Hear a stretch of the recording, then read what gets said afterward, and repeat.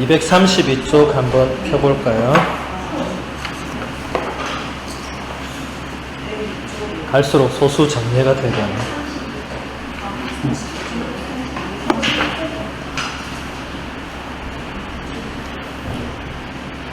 자, 삼종기도 찾았습니까?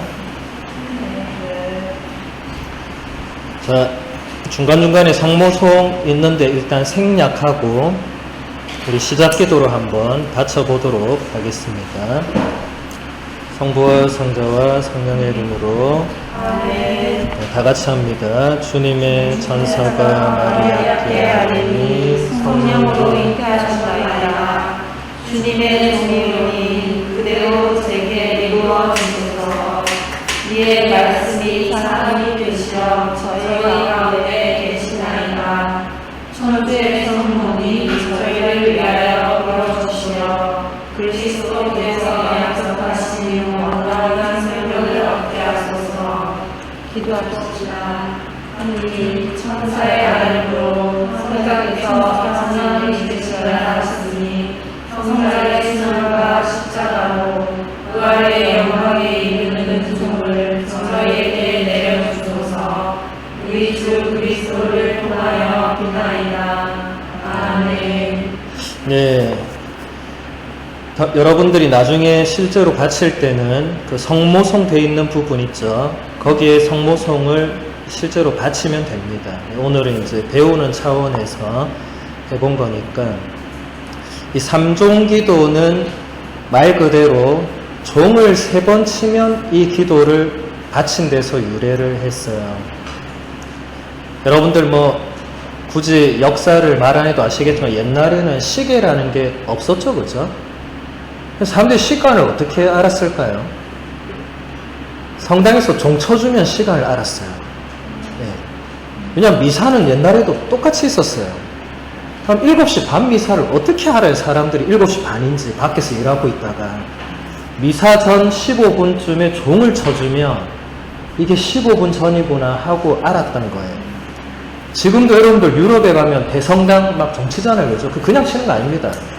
다 정시에 종을 쳐줘요. 그리고 미사 시간 몇 분 전에 반드시 종을 쳐준대요. 그럼 그 종소리 몇 번인지를 듣고 사람들이 아 지금이 몇 시구나 알 수 있어요. 종소리만 들으면. 그 전통이 아직도 유럽은 그대로 남아 있어서 종을 치는 겁니다. 그래서 이 삼종기도는 아침 6시, 오전 12시, 저녁 6시에 딱 3번 종을 쳐줬어요. 그러면 모든 사람들이 아침 6시에 종 3번 딱 들으면 바로 성호를 끊고 이 기도를 바친 겁니다. 또 낮 12시에 종을 3번 딱 치면 또 일손을 잠시 멈추고 이 기도를 바치고 또 저녁 6시에 종을 3번 치면 또 하던 일을 멈추고 이 기도를 바친 거예요.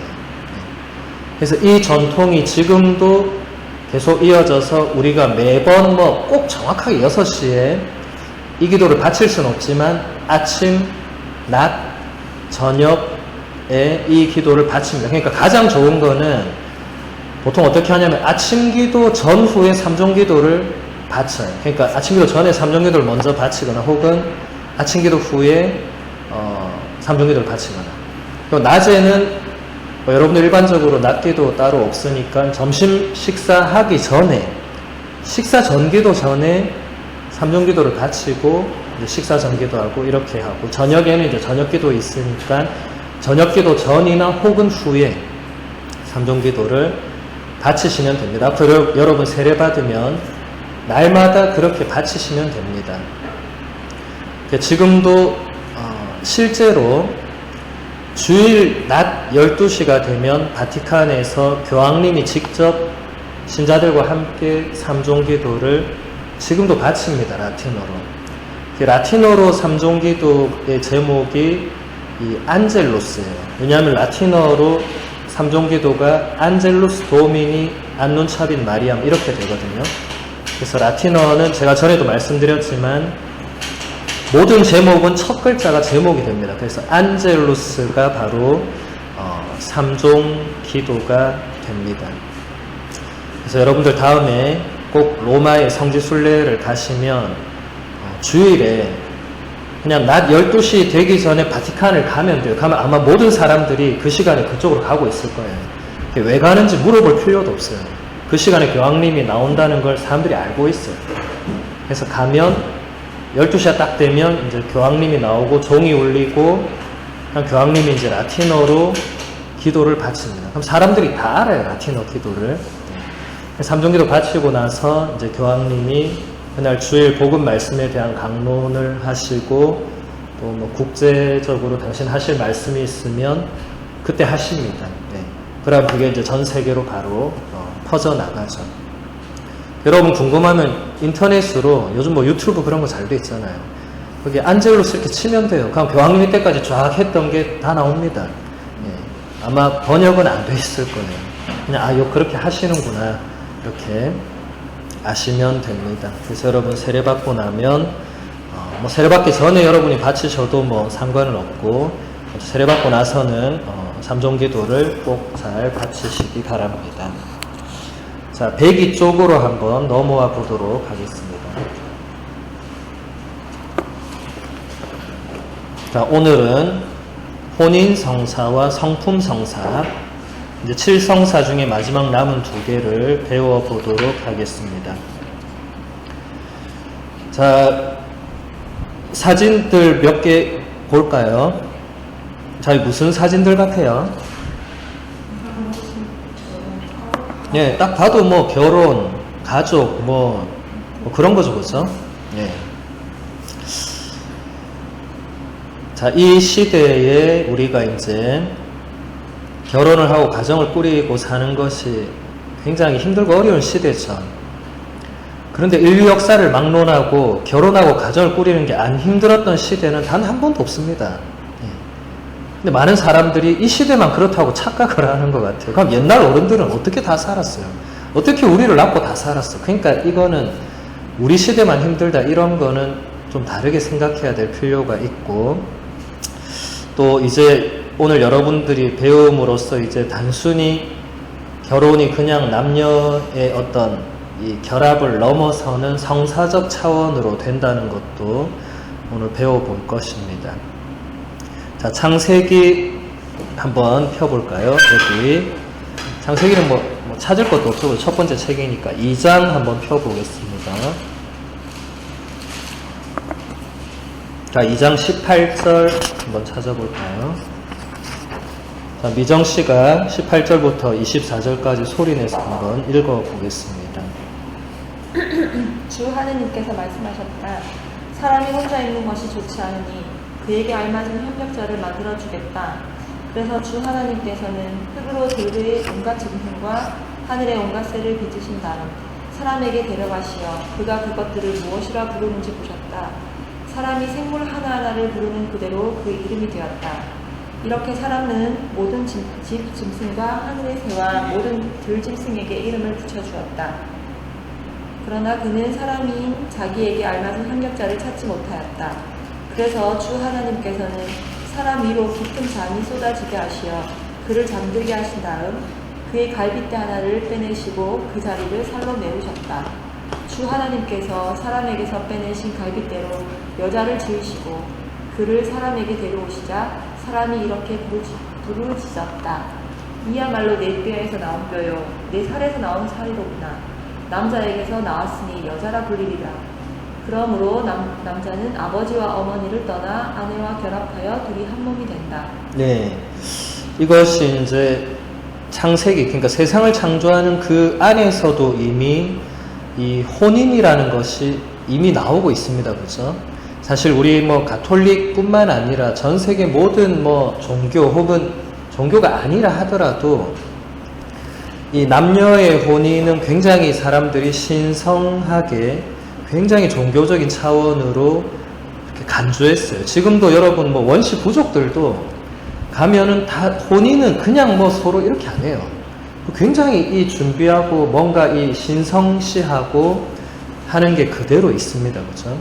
그래서 우리도 이 하느님께서 이렇게 남자만 창조한 게 아니라 이 여자라는 또 다른 이 협력자라는 지금 협력자가 나오고 있습니다. 그러니까 남자와 여자는 어떤 지배관계, 종속관계 이런 게 아니고 동등한 협력관계라는 게 이미 처음부터 이렇게 성경은 가르치고 있죠. 그러니까 협력관계가 아닌 것은 전부 다 하나님 뜻에 어긋나는 겁니다. 뭔가 문제가 있는 거예요. 네. 자, 책으로 104쪽 한번 와보도록 하겠습니다. 그 중간에 질문 밑에 성경 구절 몇 개 있죠. 우리 민정씨가 소리내서 한번 읽어볼게요. 하느님의 모습으로 사람을 창조하시되 남자와 여자로 그들을 창조하셨다. 아내의 몸은 아내가 아니라 남편의 것이고 마찬가지로 남편의 몸은 남편이 아니라 아내의 것입니다.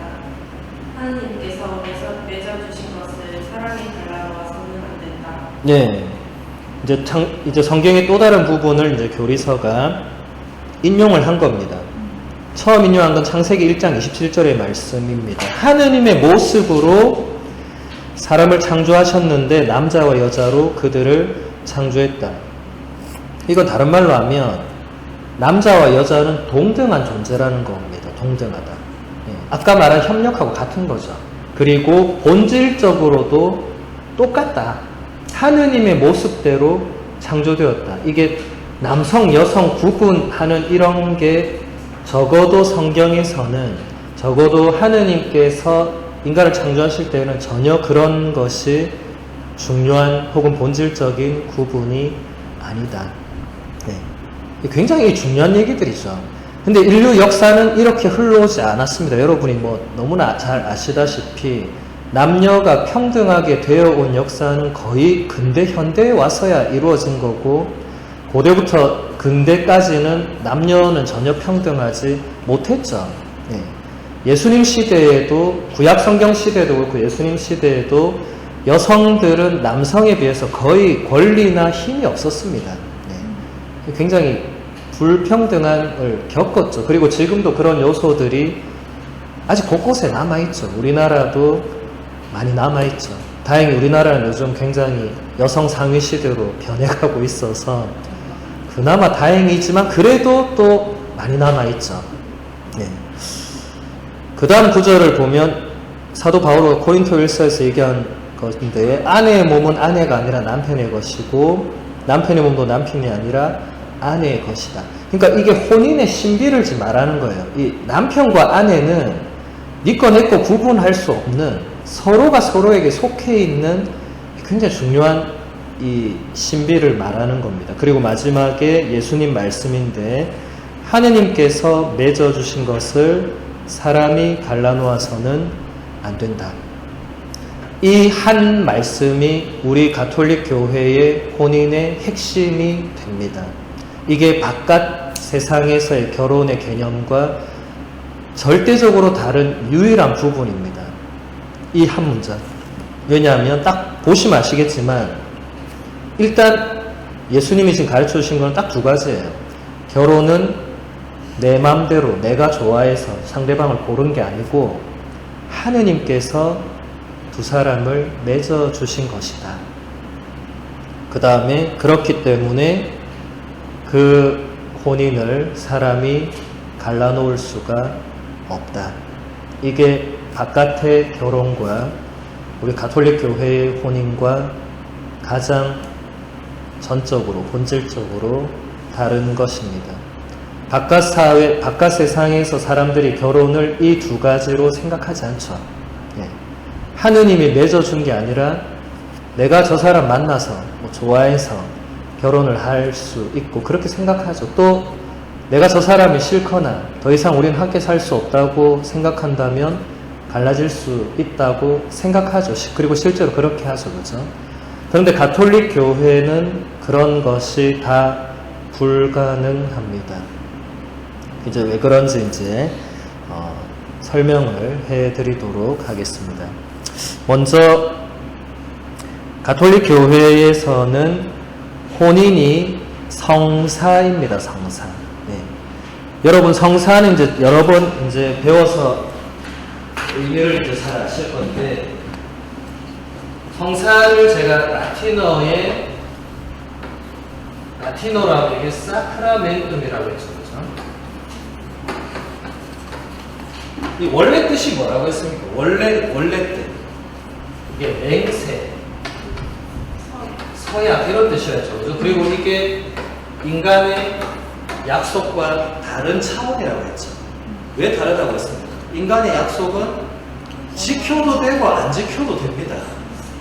못 지킬 수도 있고. 그런데 맹세와 서약 이런 거는 지켜도 되고 안 지켜도 되는 게 아니고 무조건 지켜야 되고 깰 수 없는 그 무언가입니다. 군대 병사들이 전쟁터 나갈 때 가서 저기 가라 하면 무조건 가야 되는 그런 차원이었어요. 그러니까 이거는 굉장히 그냥 인간적인 차원이 아니라 그 넘어서는 어떤 차원, 이게 신적인 차원으로 가는 거죠. 여러분들이 결혼을 할 때 혼인 성사, 바깥에서 결혼할 때 이 결혼 예식은 나라마다 다르고 부족마다 다르고 뭐 굉장히 다르고 가톨릭 교회 예식은 딱 정해져 있어요. 가톨릭 교회 예식은 어쨌든 두 사람이 이 사제 앞에 와서 이걸 반드시 해야 됩니다. 맹세를 해야 돼요. 간단하게 핵심은 이렇습니다.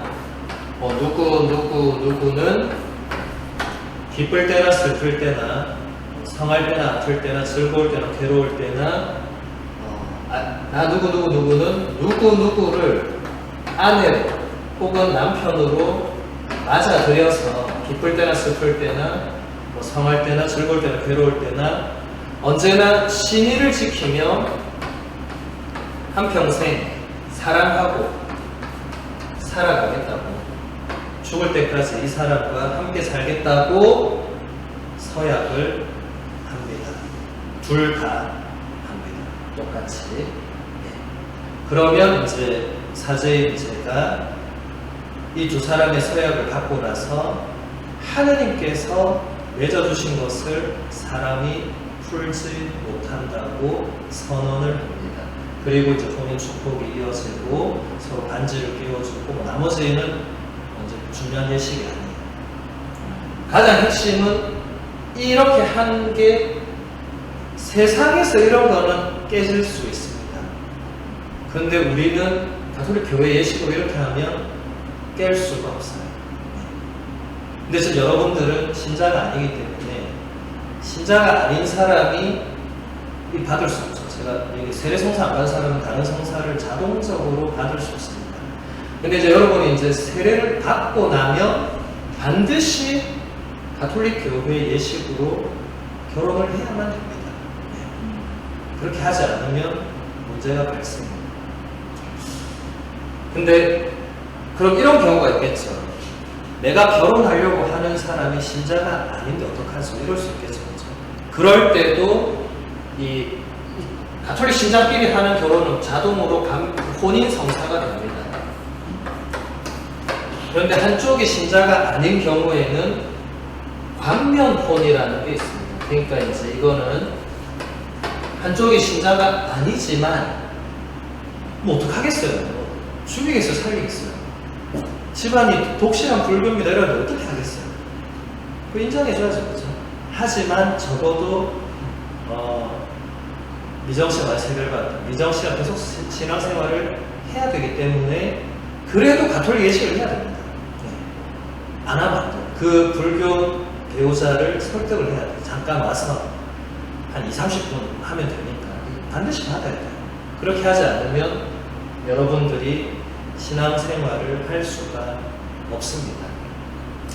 그런데 지금 여러분 세례 받기 전에 이미 결혼한 분이 있을 수 있겠죠. 그런 분들은 세례를 받으면 그 혼인이 자동으로 성사혼으로 됩니다. 그러니까 이 사회적으로 결혼하는 것도 성사적인 의미를 지니는 거죠. 왜냐하면 그때는 세례를 안 받았기 때문에 아무 문제가 안 됐던 거예요. 근데 세례를 받고 나면 굳이 다시 이것을 할 필요가 전혀 없습니다.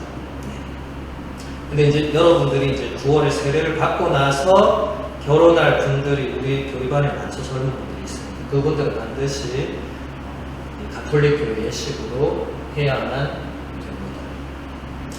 그리고 아까 제가 핵심적인 것, 그 그걸 얘기했듯이 하느님께서 두 사람을 맺어주시고 사람이 갈라놓을 수 없다. 그래서 우리 가톨릭 혼인성사의 두 가지 가장 중요한 핵심이 있습니다. 첫 번째는 혼인의 단일성, 두 번째는 혼인의 불가해소성. 이 두 개는 여러분들이 반드시 기억하고 있어야 됩니다. 자, 단일성은 뭐예요? 말 그대로 혼인은 유일한 겁니다. 한 번 했으면 끝난 겁니다. 아까 갈라놓을 수 없다 했잖아요. 그래서 그 혼인만이 그냥 유효하고 그 혼인 외에 다른 혼인을 하면 어떻게 되죠? 안 되는 겁니다. 그러니까 다른 말로 하면 가톨릭 교회에서는 이혼이 안 되는 겁니다. 불가해소성도 마찬가지죠. 그 맥락에서 똑같은 겁니다. 불가해소성은 죽을 때까지 사람이 이 혼인을 갈라놓을 수 없습니다. 그리고 단일성은 또 한 가지 중요한 게 한 남자와 한 여자의 혼인이어야 됩니다. 옛날 우리 고대에는 어떻게 했죠? 일부 다처제가 있었죠. 한 왕이 힘이 세면 아내가 막 수십 명이었죠. 뭐 의자왕은 궁녀만 3,000명이었다는데 그런 거 전부 다 안 됩니다. 한 남자와 한 여자의 혼인이어야만 됩니다. 그리고 갈라놓을 수 없다. 이게 그냥 바깥 사람들이 하는 결혼과 우리의 혼인 성사의 결정적인 차이입니다. 그래서 여러분들이 이제 앞으로 좋아하는 사람이 생기고 또 사랑하는 사람이 생겨서 이제 평생 함께 살 것을 약속하게 되면 그 사람들이 가장 먼저 할 일은 본당 신부님한테 찾아오면 됩니다. 그래서 제가 이분과 이제 결혼을 하려고 하는데 어떻게 하면 되냐? 그럼 신부님 다 알려줄 거예요. 뭐 혼인 전에 혼인 강좌 듣는 데서 혼인 강좌 듣고 뭐 이렇게 준비하고 뭐 이렇게 다 하면 됩니다. 그런 문제가 안 돼요. 그런데 이제 심각하고 큰 문제는 요즘 이제 사회적으로 이혼을 많이 하죠. 근데 정말 누가 봐도 이거는 어쩔 수 없다 이런 사연들이 정말 많습니다.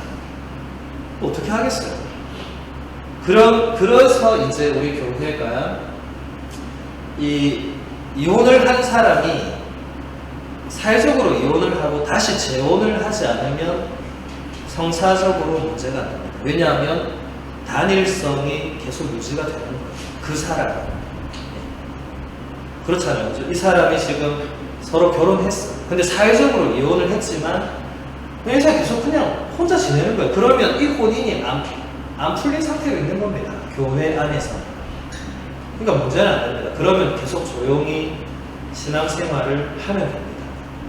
그런데 문제는 이제 이분도 또 다른 배우자와 또 살아야 될 필요가 있어서 이제 또 다른 배우자와 재혼을 하면 둘 다 걸리게 되죠.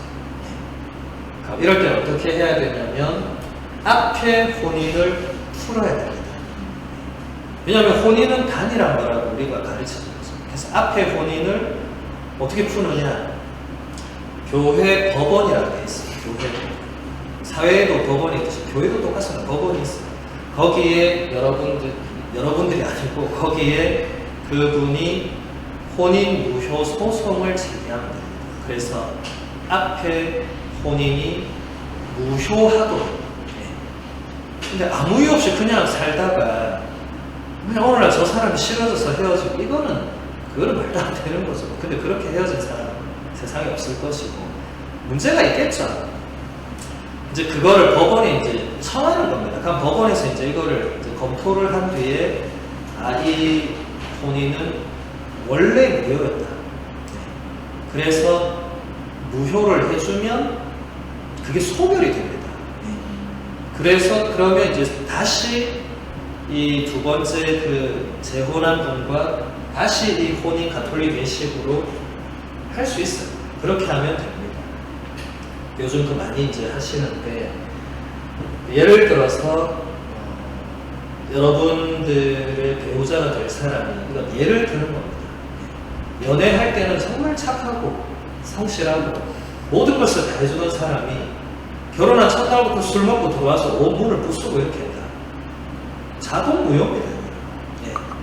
왜냐하면 이거를 숨긴 거예요. 본인의 예를 들어 알코올 중독이다. 심각한 질병인데 이 혼인 이거 면담 이 혼인신고 하기 전에 반드시 사제와 개별 면담을 합니다. 그때 사제가 물어요. 당신에게 어떤 질병이 없느냐. 있다고 말했어야 돼요. 그러면 혼인을 유보시킵니다. 사제는. 그리고 그걸 배우자에게 알려줍니다. 당신의 배우자가 알코올 중독이 있어 밤마다 문을 부순다면 결혼할 거네요. 여러분 그 들으면 바로 하겠어요. 고칠 때까지 안 할 거 아니에요. 근데 그걸 아무 말 안 하고 결혼했는데 첫날부터 문 부수고 막 뭘 때려 부수고 심지어 막 아내를 폭행한다.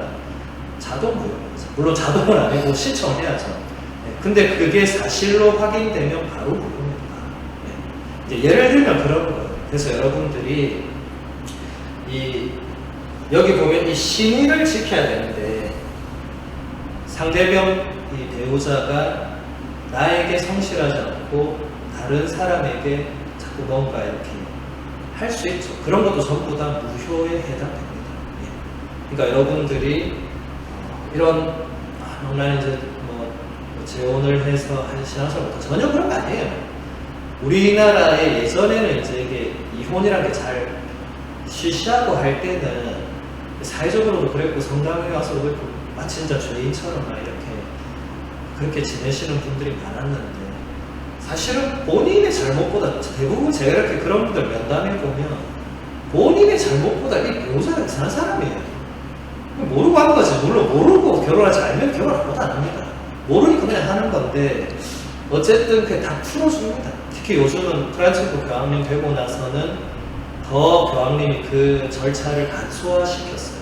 왜냐하면 점점 이렇게 이혼이나 이렇게 늘어나니까 계속 이 막혀있으면 신앙생활을 못, 어쨌든 이 기간 동안은 신앙생활을 못합니다. 하고 싶어요.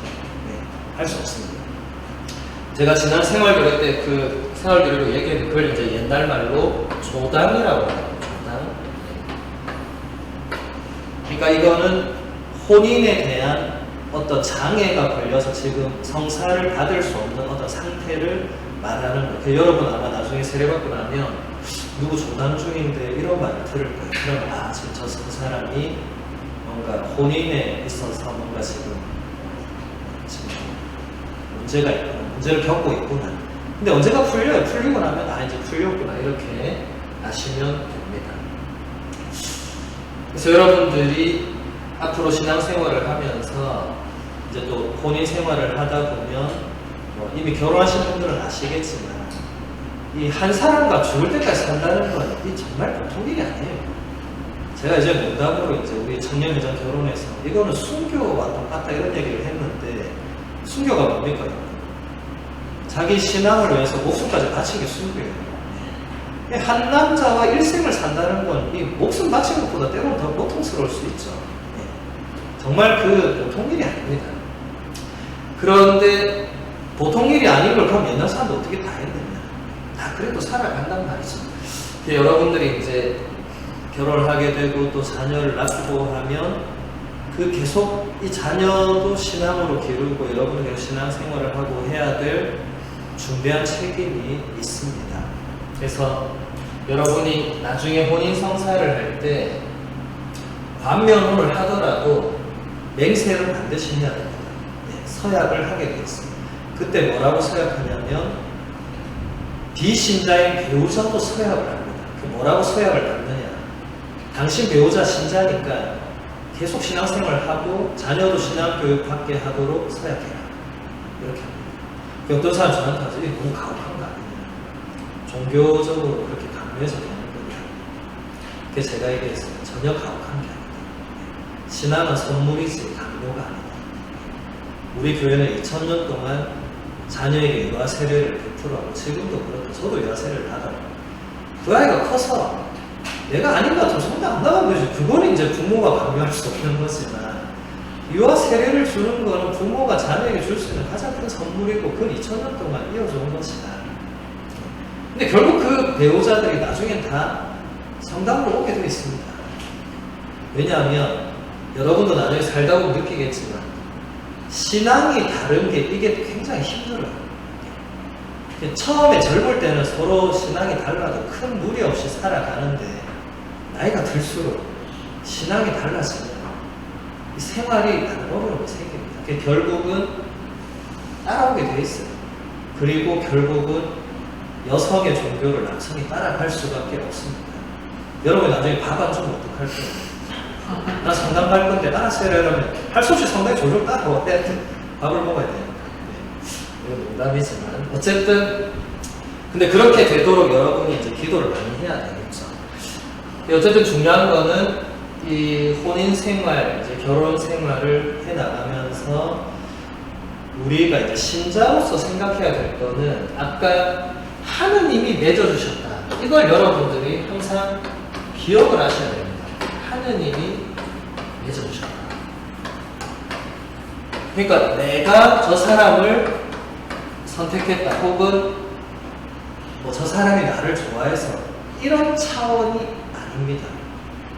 그러면 쉽게 갈라설 수 있어요. 왜냐면 안 좋아하면 그만입니다. 네. 여러분 뭐 이미 결혼하신 분들 알겠지만 좋아하는 감정은 학문적으로 뭐 연구 결과가 나왔지만 이게 2년 이상 거의 가져갔습니다. 네. 정말 길어도 뭐 3년 정도 감정은 끝나게 돼 있어요. 그럼 그 뒤부터는 어떻게 살아요? 이제는 진짜 참고 희생하고 진짜 그렇게 사는 거예요. 네.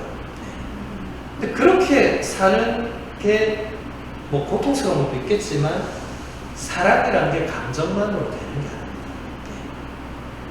네. 여러분 그 성경의 코린토서 한번 우리 찾아볼게요. 코린토 1서 신약 성경의 7번째 책입니다. 로마서 다음에 코린토서가 있어요. 코린토 1서 찾았습니까? 13장 한번 펴볼까요? 13장. 자, 13장 앞에 사랑이란 제목 있죠, 그죠? 자, 이 제목부터 우리 미정씨와 소리내서 한번 읽어보도록 하겠습니다. 내가 이제 여러분에게 더욱 뛰어난 길을 보여주겠습니다.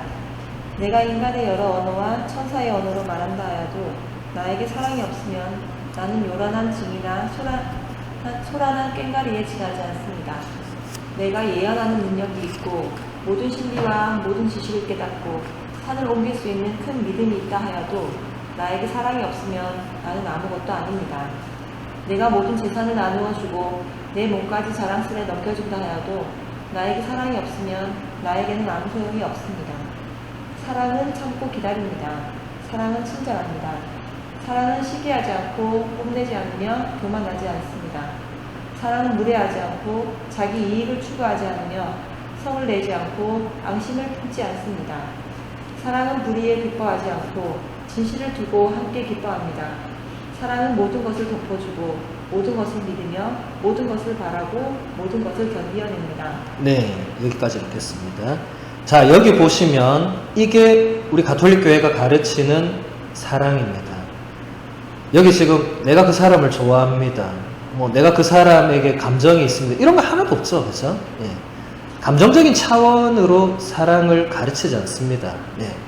사랑은 여기 보시면 4절부터 보면 나오지만 참아주는 거고 기다려주는 거고 친절한 거고 시기하지 않는 거고 앙심을 품지 않고 모든 것을 덮어주고 모든 것을 끝까지 함께 견디어내고 이런 것이 사랑이다.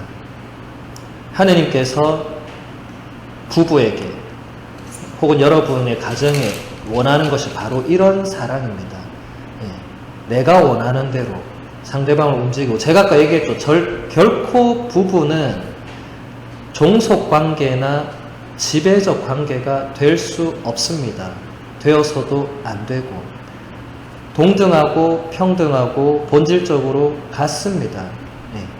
그렇기 때문에 내 뜻대로 상대방이 움직이고 이런 거 아니에요. 네. 어쨌든 참아줘야 돼요. 기다려주고 네. 서로에게 길들여질 때까지 그렇게 맞춰서 사는 거죠, 그렇죠? 네. 그리고 여러분만 그래 사는 거 아니에요. 온 세상 모든 부부가 그래 살아요. 겉으로 말 안 해도 안에서는 접시 깨지고 하는 날이 많을 거예요. 그래도 같이 사는 거예요. 그래도 함께 기도하고 그렇게 사는 거죠. 그래서 아무도 혼인 생활, 가정 생활이 쉽다고 말하지 않습니다. 그게 얼마나 어렵고 고통스러운지 우리 교회는 잘 알고 있습니다.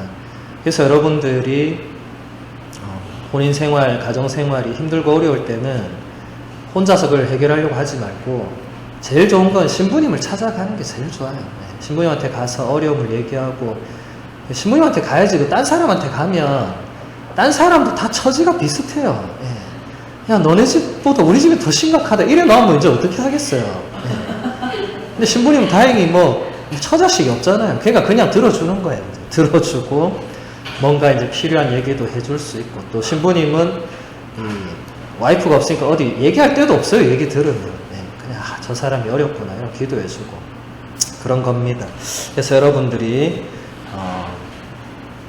결혼 생활을 하는 게 쉽지 않겠지만 근데 가톨릭 교회는 반드시 혼인 성사를 해야 됩니다.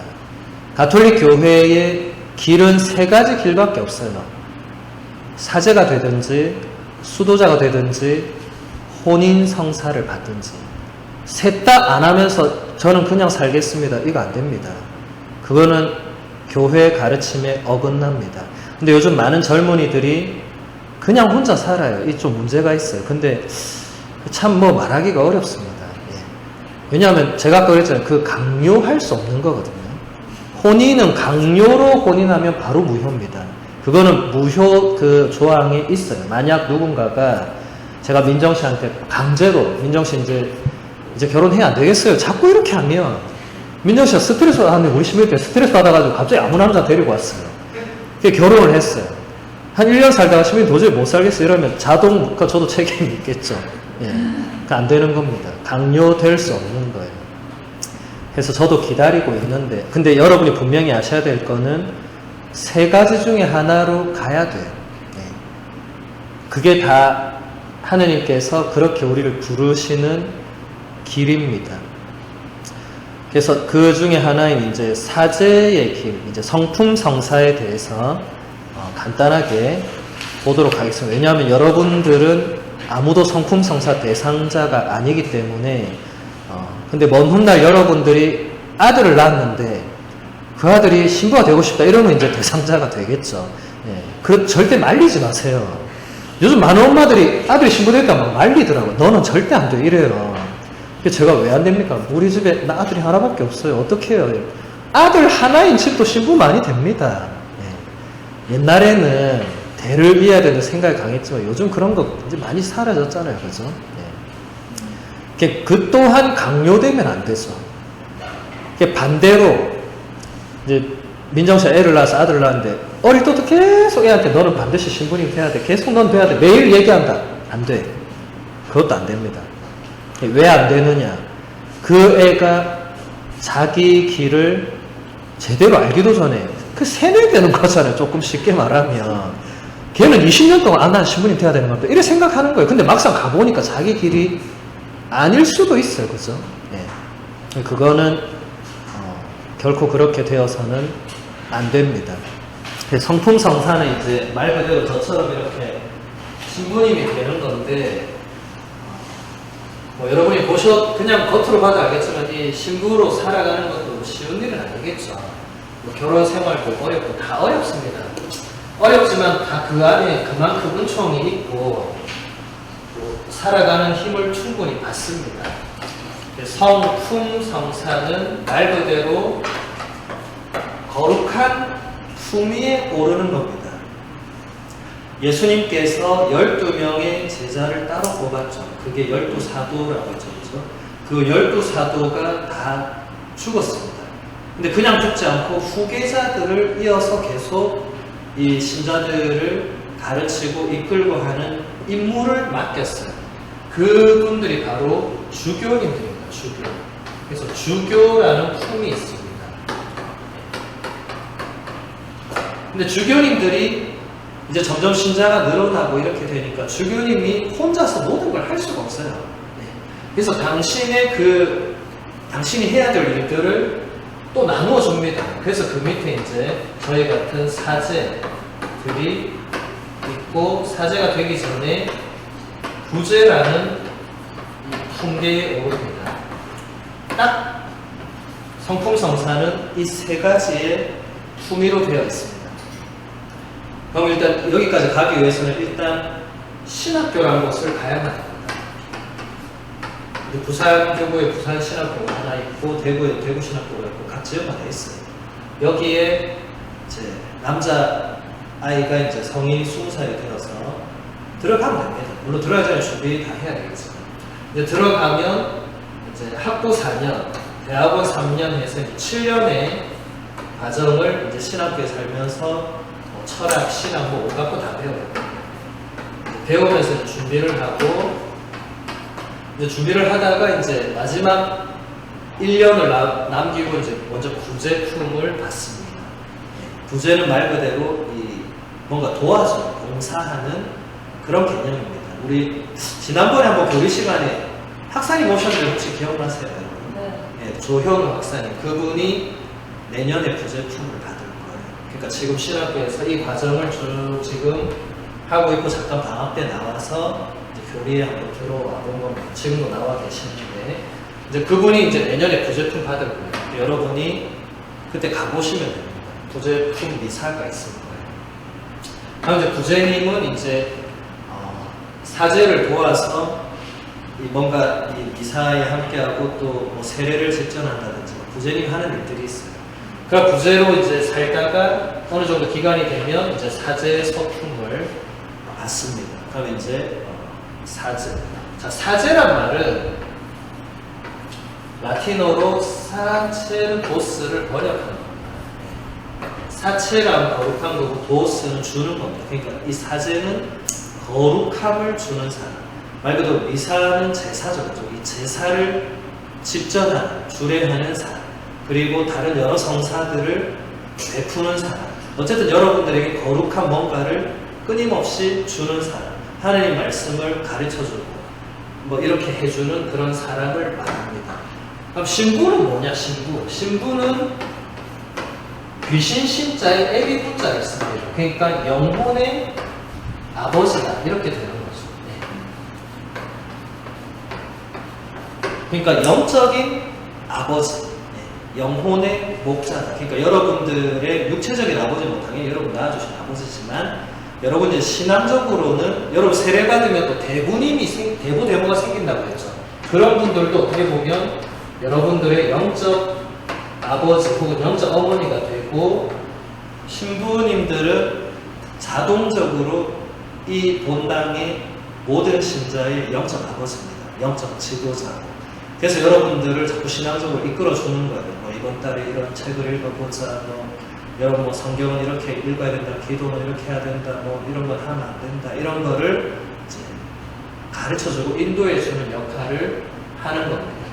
그러니까 사제란 말도 신부란 말도 다 똑같은데, 우리가 주로 부를 때는 신부님이라 부르죠. 그리고 뭔가 그분이 하는 뭔가를 할 때는 사제라고 이제 하는 거예요. 같은 말입니다. 그리고 이 사제들 중에서 이제 주교님이 이제 뽑히게 됩니다. 주교님은 아무나 되지 않습니다. 이 사제들 중에 교황님께서 직접 뽑습니다. 주교님, 교황님이 이 사제들 중에서 정말 훌륭하고 뭐 성덕이나 모든 게 뛰어난 분을 한 분을 뽑아서 이제 주교 품에 올리게 됩니다. 그럼 그 주교님은 이제 12사도의 후계자로 모든 그 사도의 권한을 가집니다. 그래서 우리 부산교구도 손삼석 요셉 주교님이라고 이제 한 분이 계십니다. 그분이 부산교구 전체의 최고 목자가 되시죠. 그리고 이 주교님들 중에 이제 한 분이 교황님이 되는 거죠. 그럼 이제 추기경은 뭐 하는 사람이냐? 많은 분들이 추기경님이 주교 위에 추기경 그 위에 교황 이렇게 생각하는데, 추기경은 제가 아까 얘기했죠. 품계는 요 3개밖에 없습니다. 그렇죠? 추기경은 이 성품의 대상자가 아니에요. 이분들 중에서 교황님이 당신의 어떤 이 바티칸에서 당신을 도와주고 하는 사람을 임명하는 겁니다. 이거는 임명직입니다. 그러니까 좀 더 쉽게 표현하면 명예직이 되는 거죠. 명예직. 그래서 이건 교황님이 그냥 뽑는 겁니다. 근데 교황님이 아무나 안 뽑겠죠. 교황님이 보시고 그 나라에서 가장 그래도 뭔가 그 나라를 대표하고 또 당신을 도와주고 서로 이렇게 할 수 있는 그런 사람 뽑겠죠. 추기경님은 뽑히는 순간부터 바티칸의 시민이 됩니다. 바티칸도 국가입니다. 예. 그러니까 바티칸 국민이 되는 거예요. 그리고 추기경님들의 가장 중요한 역할은 교황을 선출하는 권한을 받습니다. 이게 제일 중요하죠. 그리고 교황이 될 수 있는 권한도 받습니다. 그래서 이제 사람들이 주교님보다 높다고 생각하는데 높낮이 하고 아무 상관없고 근데 이분들 중에 교황이 많은 거예요. 네. 전 세계적으로 지금 추기경님이 한 190명, 80명 정도 계시는 걸로 알고 있는데 그 중에서 만 80세 미만의 분들이 지금 교황님이 돌아가시거나 물러나시면 만 80세 미만의 추기경님들이 바티칸에 모여서 그 중에 한 명을 교황으로 뽑습니다. 그러면 그분이 교황님 됩니다. 그러니까 여기서 보시면 안 돼요. 교황님도 이 풍계에 없는 사람입니다. 교황님은 베드로 사도의 후계자로 이제 전체 교회의 이제 최고 이 목자가 되는 분이죠. 그렇게 해서 이제 저 풍계가 있는 거고 추기경이 따로 있고 그런 겁니다. 그 다음에 이제 뭐 여러분 거의 요즘은 뭐 잘 들을 기회가 없어요. 몬시뇰이라는 또 다른 이제 호칭이 있는데 예전에 울산 대구장님이 이제 몬시뇰이셨는데 이분은 이제 이 중에 사제들 중에 요렇게 특별한 임명 명예직이 있는 거예요. 사제들 중에 주교님은 아니지만 굉장히 신자들 사이에서 덕망이 높고 뭔가 이렇게 어른의 어떤 그런 역할을 하는 분들에게 주어지는 어떤 약간 명예의 직분입니다. 이태리어거든요. 그냥 이태리어로 이게 몬시뇰이 하면 이게 그냥 이 명예로 부르는 굉장히 높은 좀 존경하는 공경하는 이런 뜻입니다. 지금 현재 우리 교구의 현직에는 몬시뇰이 안 계세요. 예전에는 몇 분 계셨는데 다 은퇴하셔서 지금은 안 계시고 그냥 이렇게 됩니다. 이분들이 이제 이 교회를 이끌어가면서 이 목자 역할, 그런 감독 역할, 관리자 역할, 아버지 역할 이런 거를 다 하는 거. 그러니까 여러분들은 이제 신자들이니까 본당 신부님한테 이렇게 뭔가 도움을 청하는 거고 이런 역할들을 하는 겁니다. 그래서 이 정도로 알아두시면 되고 이렇게 신부님이 되는 이 과정을 예전에 그 KBS에서 스페셜로 한번 이렇게 만든 적이 있어요. 아마 여러분도 보신 적 있을 거예요. 영원과 하루라고 예전에 KBS 이거 굉장히 오래됐어요. 한 10몇 년도 더 됐을 거예요. 영원과 아마 인터넷 검사하시면 보실 수 있을 거예요. 이게 이제 어떻게 신부님이 되는가를 이제 신학교에 가서 KBS가 다큐멘터리 팀을 구성해서 신학교 1학년부터 다 찍은 거예요. 인터뷰도 하고 설명도 하고 1학년 때 뭐 배우고 어떻게 하고 2학년 때 뭐 배우고 어떻게 하고 3학년 때 뭐 하고 4학년 때 뭐 하고 그 다음 대학원 올라가 뭐 하고 그저 부제품 받고 마지막에 신부님 되고 이거를 한 1시간 정도 분량으로 만들었어요. 그래서 여러분들이 그걸 한번 시간 날 때 보시면 아 저렇게 해서 신부님이 되는구나 하고 알 수가 있습니다. 꼭 한번 보시기를 바랍니다. 그래서 오늘은 이렇게 혼인성사와 성품성사 뭐 제가 책으로는 안 봤지만 이렇게 이제 배우고 다음 시간에 이제 지난번에 고해성사 병자성사는 했죠, 그죠? 수녀님 하셨죠? 다음 시간에는 이제 기도에 대해서 배워보도록 하겠습니다.